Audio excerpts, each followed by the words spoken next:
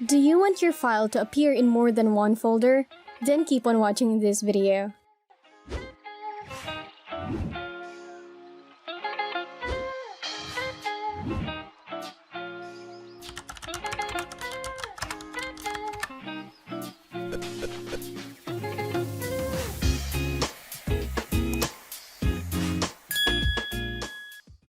Simply select the file by clicking it once, then press Shift+Z.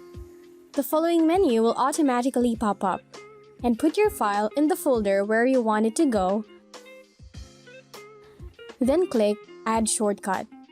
Want to add the same file to a second or third folder? Just repeat the process.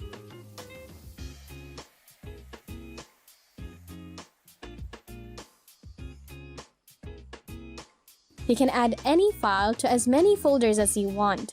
No need to worry about the extra storage because adding files to additional folders does not add storage, since Google only keeps a single copy of the file. If you have any concern, leave a comment down below, like this video, and subscribe for more GSuite tips and tricks.